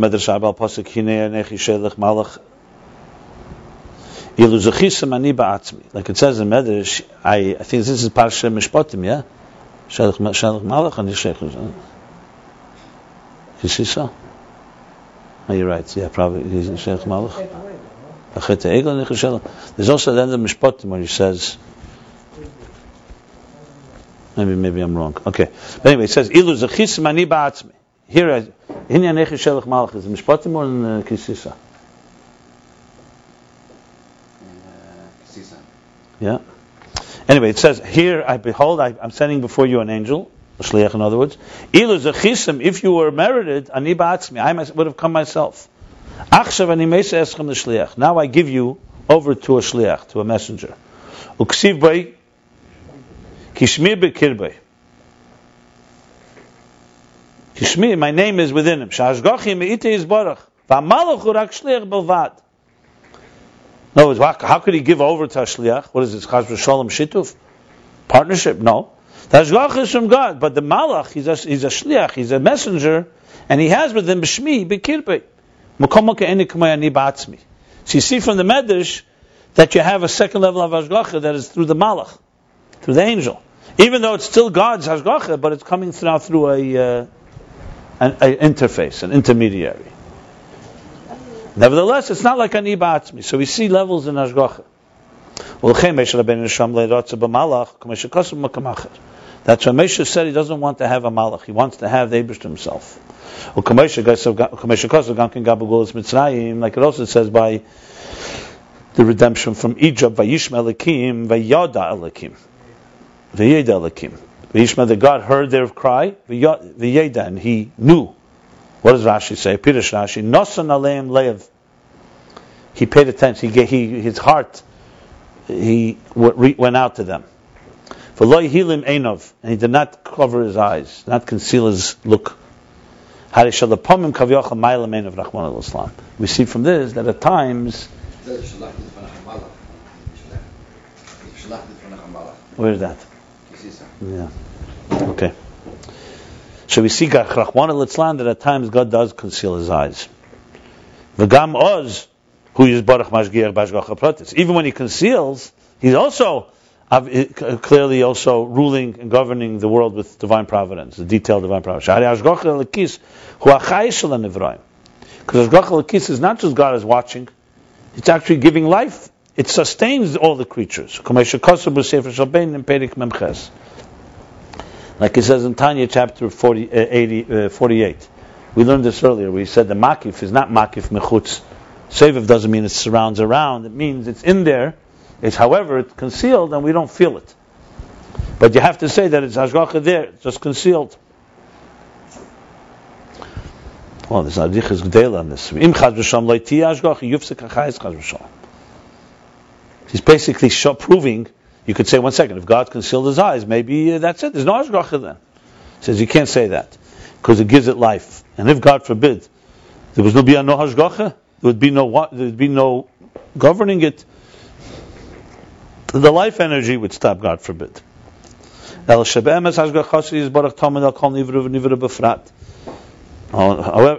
rather in truth, God's hashgacha is forever, tamid, always, on every detailed creature. The only thing is it's concealed. That's concealed and hidden. And hashgacha, you don't see a gilei. So I say he's watching, but we don't see it. You don't recognize it. And now here in this pasuk where he says that Nosnam Aleim Leiv, like Rashi says, Nosnam Aleim Leiv. He did. His heart went out to them, meaning V'loi Hilamenov, and did not conceal his eyes, cover his eyes. Hainu Liyas Gili Alakush Zayin HaGeula. That there should be a Alakush, and that's why there was the Gula. Meaning in Golas there's also hashgacha, but the hashgacha is concealed. In general, these two differences, he covers his eyes, conceals and not, is the difference hashgacha from Shem Elikim, hashgacha from Havaya, the two names. The mitzat Shem Elikim, hashgacha that comes from the name Elikim, which is Gematria Teva. Bo hashgacha b'riba helam is vestadim. This hashgacha, God's providence, watching and caring over the creatures, it comes in an abundant, bounding concealments and hidings and shrouds. Through many different interfaces and intermediaries, mehelam achad helam. One concealment after another, until it gets manifest and dressed up like in a levush sak, like in a sack. The derech hateva of derech hateva. In other words, God's providence gets concealed in this coarse, like thick shroud called nature. Aydei Ayin Sodim, through the 70 ministers, or 70 harim, how do you say har? 70 rulers. Let me just explain. Ayin Sodim is an explanation when you say Shivim Sodim, that Eibishter obviously rules the world, but he does it through Shluchim. And the Shivim Sodim are the 70 nations. The 70... Every nation has an angel. Right, every nation has its angel, but it ends up coming down into leaders that can be anti-Semites and murderers. But nevertheless, you see, like when even the Alter Rebbe was in prison, he recognized the king, even if the king is not a great man, but he has power from above.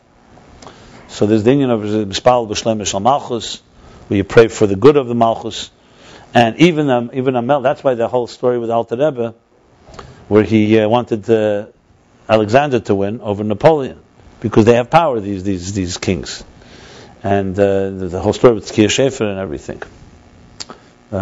People say it was the cousin Samaga, but they bring that he passed away earlier, so it was the cousin. So that was with whom he had the issue. Some said it was the Uptet passed away earlier, so it wasn't. It says it in Beis Rebbe, I think. Anyway, bottom line is Ayin Sodim refers to. You see it also in Hazinu. What's the lashon there? It brings the Shivim Sodim right in the beginning. Rashi brings it there. Forgot the lashon. But bottom line is, we always mispal that the Eibusher should give us amshachas that shouldn't go through the Ayin Sodim. That's why on Sukkot we bring the Shivim Parim, connected Shivim Umas, 70 nations. So that is the Hashgacha from Shem Elokim. Even though they're literally not, they have no power of their own. They're like an axe in the hand of the axeman. They have no free will in hashpah, in their transmission, in their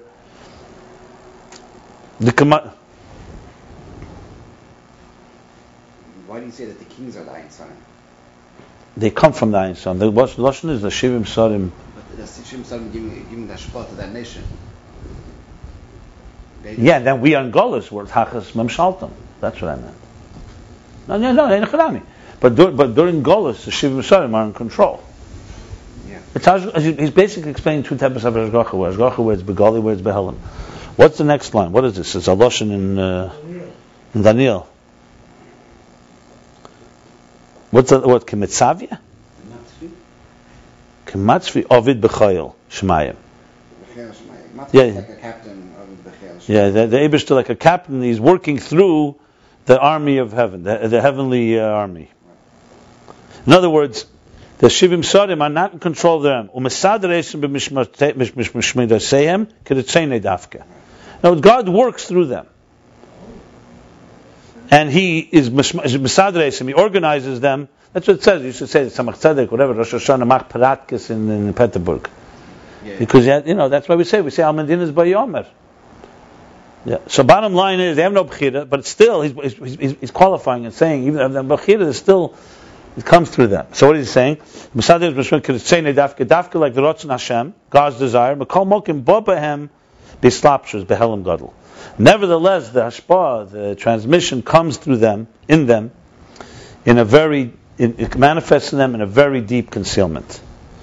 So it goes now parentheses. How long is this parentheses? Oh, really?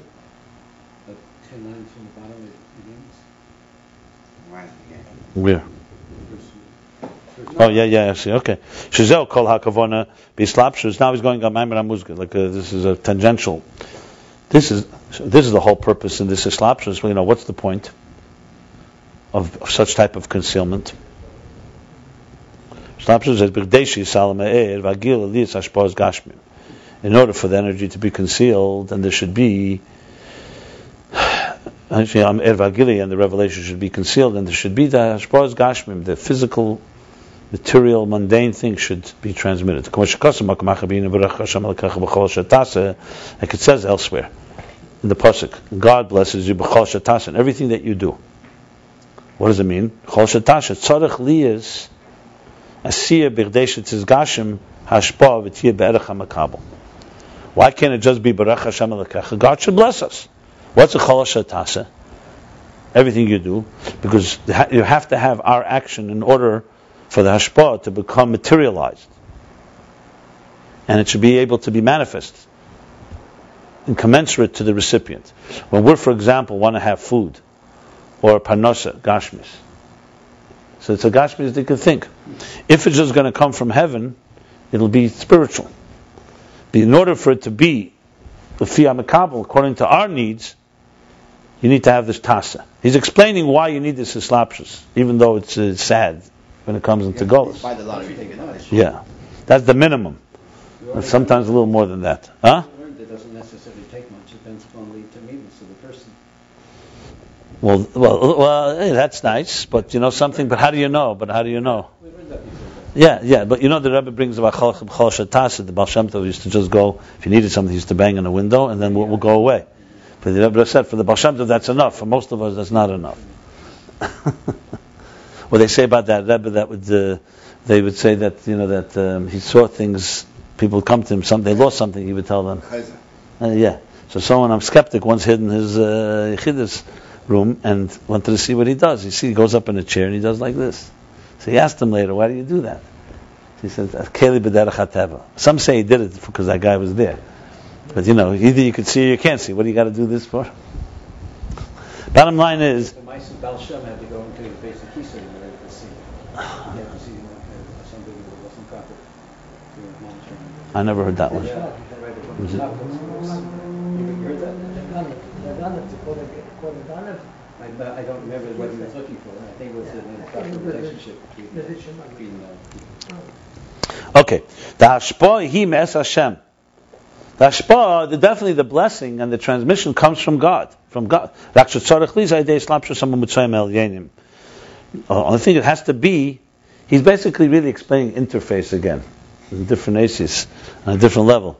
To me, this looks like Eretz and Kalim, because it's very similar to the idea, the Kalim. You need the Kalim in order to be according to us. Even though all this is like, so to speak, a Maimar HaMuzgir, in explaining what? He's explaining all the Indian, and I'm saying, because usually these things come around, so what's he explaining here? Let's just connect it, because I think we're getting lost here. But he's explaining Hishgacha from Shem Elikim, to explain that everything that God the counting is Chshivas. So everything has that type of Chshivas, except in Shamayim it's revealed, and in Aretz it's not. That's what he's going here. But bottom line, everything comes to the Eibishter. However, it has to go through a manifestation of many intermediaries, above, higher intermediaries. Not just higher intermediaries, not just the Shluchim Lamaila, but also through the physical things below, which is what we do. Al B'chol Shatasa, in order that it be Mizgashim, it should become materialistic, that we should be able to receive it. As it's known, this is mamish what he said before, more eir, less keli. That wherever there's more gili eir, the yeshus is diminished. In order for there to be a yesh, for it to be substance, you have to conceal the energy. I mean, it's like example, when something's underwater, you can't see it. Or machshava, what he said earlier, the intensity of the mind, the ideas don't have letters. If you want words, you have to conceal some of the ideas, the flow. I mean, there's many examples for it. Before you give the example that wherever the more... So bottom line is, where there's too much Gilead, the yeshus can't emerge. That's what he's saying here. So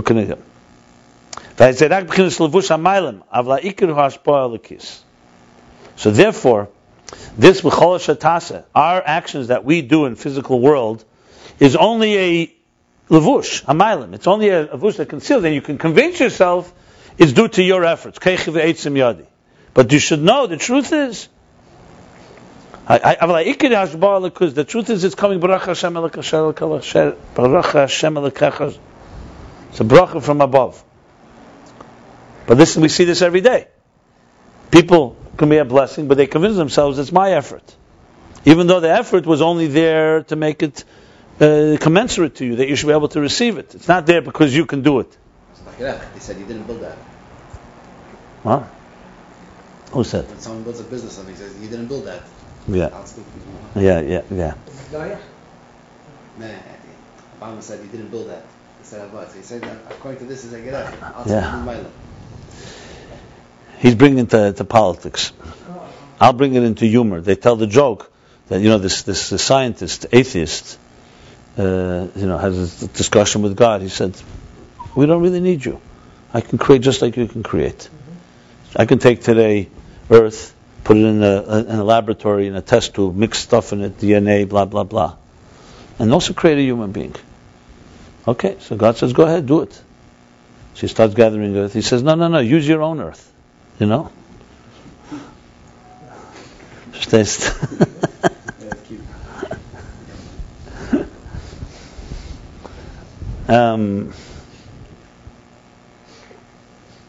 Okay, so bottom line is that it's coming through many levushim. Yeah. The neighbors to tell them the dimensions of David. It says Taseho. It says Vani hineni maybe mama.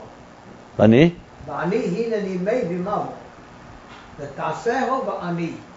You could never do it yourself. Vani, I'm going to help you do it. That's nice. Yeah. They say it also by the Mishkan, that the Mishkan was very heavy. What does it say? That he put a Etbektana. The Rebbe would bring very many. The Medrash. We went to the Beis HaMikdash and he wanted to bring an Evan, but the Evan was very heavy. So the Malach says, you make a little Etbektana. It's always a little effort, some effort. So that's okay. So, but Aval HaIkar Hashpah Alikis. This is all a Maimar HaMuzgar explaining Hashgacha when God's providence is concealed in Levushim. And that's why one has to be completely dedicated and committed with his whole soul to godliness. And his business, his physical business, his material business, should not be an impediment and a block. And should not disturb and it is also bother. That should be bother and disturb. Yeah. It's Maim Rab. Yeah. Meteir with tefillah.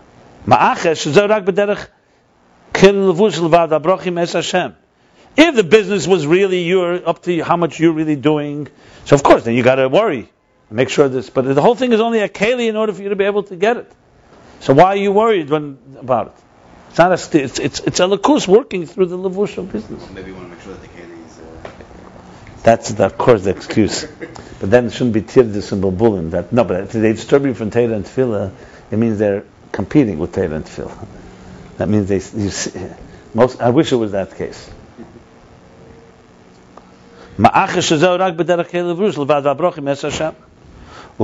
There's a beautiful piece here, Pasha, to learn about.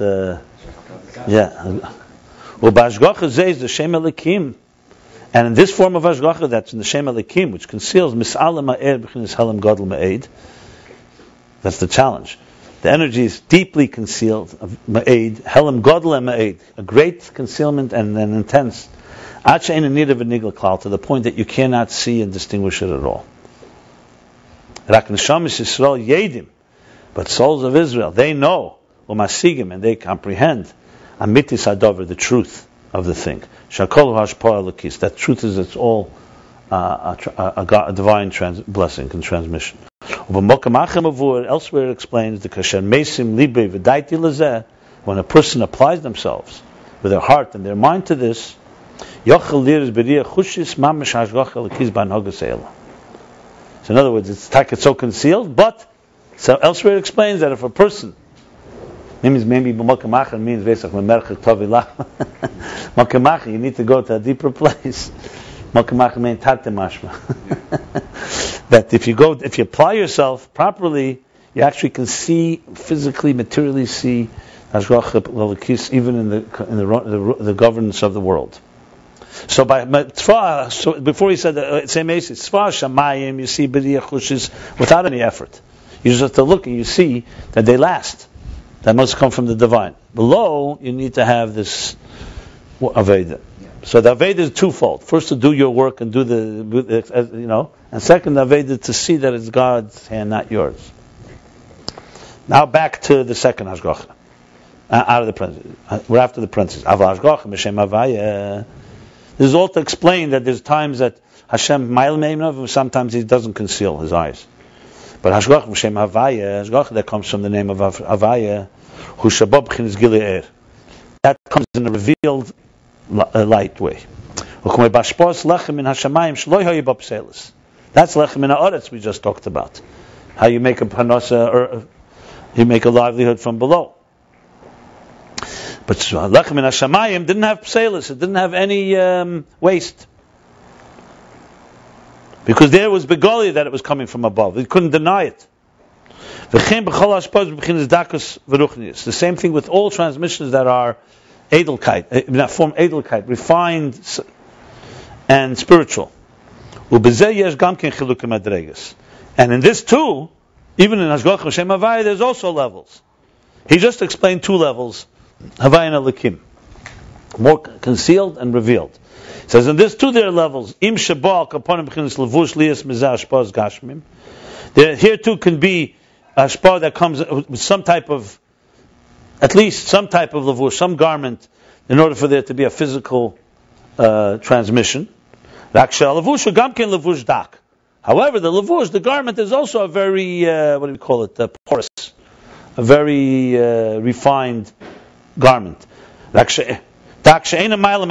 doesn't really conceal. Like, even in garments, you say sometimes, like, you could have a window, what do we say, opaque and translucent. Translucent, that's the light through. And opaque is not, right. So you could have a levushim itself, sometimes it lets some light through, sometimes it completely conceals. Right. Another way is Shabbat B'chinas Gili Mamish. There's no levush at all. Or it can come in Hashgacha that's completely revealed, Lias Miza'in HaGeula. And that will bring Geula. So when the Eibush says Le'mayla Meinov, is not just not Elikim. In Havaya itself it didn't have a levush. It's complete flow. And what it says by Yitzis that God knew, like Rashi says, Lo Hilim Nasan Eleim Lev, Lo Hilim Einov. If you look at it, it's like a beautiful Taichin Rashi, like really analyzing the words. The Lo Hilim Einov, what does that mean? Haino Hashgacha D'Shem Havaya, Bo B'chinas Gili B'Shem Elikim. That Hashgacha Shem Havaya was revealed even in Shem Elikim, which means like in Mitzrayim. B'rdei Liyas Charva Einish, in order for there to be reward and punishment. Shezeh inyan nogiv v'rofi, nogiv v'mitzrayim v'rofi Yisrael. He's going. But also in order to affect that refuah for Eden and panic for nogiv, the striking of Egypt. So it says nogiv v'rofi. There's different interpretations. Sometimes it says Nogiv is one stage and then Rafi, first to Nogiv. And sometimes it says at the same time that Nogiv, the Yisrael, the Mitzrayim rather, was Rafi Yisrael. V'ayim hashakos b'terer da. Look in Terer, Dibra Mask, Erdeno Drush HaBeis. The second Maimer in Erdeno, in Shmois. No, Vayera. Now we conclude. And this is Hametzi Misper Tzvam. Misper is the Hashgacha, the revealed Hashgacha, that because of their value. V'yesh leimer shari Omer Azal al Posuk Af Yodi Yozda Not the Yemine Bora Shemayim. So the Azal say on the Posuk, also my hand found it. In other words, Af Yodi Yozda Oretz, right. Doesn't use the word audit, but it says, not the Yemine Bora Shemayim. And my right hand, I extended my right hand, created heaven. So it says, Yodi B'chlal was like a foundation of earth. But the right hand created heaven. Not the Smelu Bora Aretz. Extended his left hand and created earth. Maybe that's why it doesn't use. My hands founded earth and heaven, basically. The right hand is the heaven and left hand earth. So we see from this, because right, Yamin is Gili, we see from this that in heaven is our greater revelation. The Kamoy came, but same thing with the heavenly bodies, the celestial bodies, that in them, the Hashgacha, the divine providence, is more revealed. And this is a b'mitzper. And that's why there's the focus on the number. And because of that itself, that itself, that he counted them. Now he goes the other way around. He counts them and because of their chshivus, and that guf is that gives them kayom and bi'ish the power to perpetually be sustained because of their superior revelation. So all this, far from concluding, all this demonstrates, in other words, that number is connected to chshivus. That's the bottom line. Kitzur, let's do the summary and then. Now, these two levels of mispar, the mispar eris and mispar kelim, who inyan eshadar kelimnes v'chol shadar kelimnes, are the two things. Eshadar kelimnes, things that can only be counted. The kol shadar kelimnes, things that are also counted. The isa b'shalah, it says in Shalah the idea mispar hu ashras hashchina, that through number it causes the ashras hashchina, the shchina to rest there. Because number shows on value. Like with that he draws out the heavenly bodies with number. The value that not one of them, not one individual of them will ever disappear. Because this is the desire of God, of the Creator. And with this was revealed the divine infinite power. Ubetikun ezer, he says. Interesting. Before he didn't say betikun ezer. You think Tazayin is tikun ezer? Yeah. I think I didn't want to say anything, but I thought we have a different thing. I think you missed a few lines last time. And really? Yeah, I'm looking. What did I miss? I think I can. Yeah, Cholam Murkiv, yeah. Right.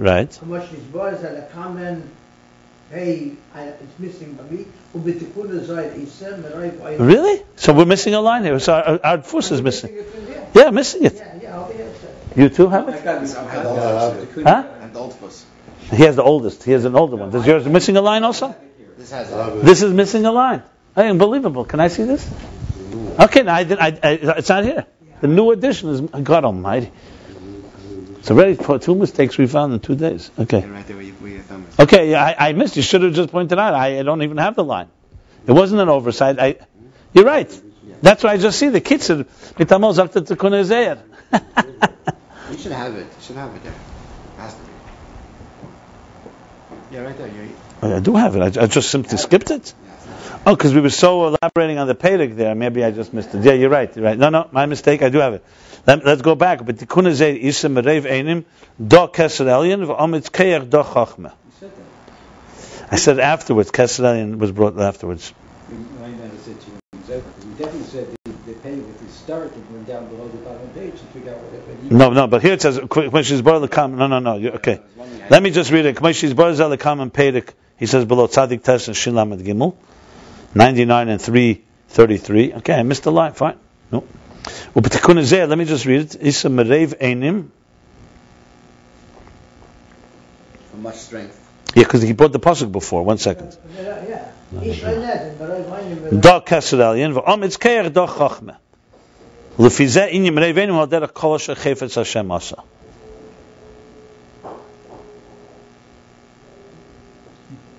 I skipped all these lines, I think. This is all. Yeah, that's interesting. I just skipped the whole section. 1 second. So how does this help us, Prashad? 1 second. Before he said the pasuk, right? Before, after it says Hameitze b'mispet, it says Merev Einim v'Omitz Keach Yishlei Neder. And the Radak, the Raveh and the Radak type, that's the Kechavim that they always. This is the Keach Ein Seif. And then he says the Kunizeyar, okay. He says further down. He says. But Kunizeyar is Merev Einim Do Kesem. So he says Lefizeh Einim Merev Einim Al Derech Kol Asher Chefetz Hashem Asa. He says later Kol Asher Chefetz, okay, which means that God, Hainu Liyis Hamshachas B'Chinas Chefetz V'Rotzon Hashem, that there should be the transmission of the desire, the pleasure and desire of God. Was that B'Chinas Atzmis Ein Sev B'Chinas HaKeser Gam B'Asiyah B'Nivraim Shalamata. That should be also Keser, which is Keser Elyon, should be also Kaneda Mashkasar Elikim. Oh, that's the Kaneda. Okay. That's the pshat, in other words. So the Kenu b'shamayim is only b'shamayim. You had it also further. The Keser Elyon. I saw that. Skip the parentheses. It says Shemakim b'shmem Mekai Kol Shapos. Yeah, there are a few lines there. It says after the Shebchins Shemchins Ratzon Shebchins Keser Elyon. Okay, good. That's the Chefetz. I understand. Chofetz.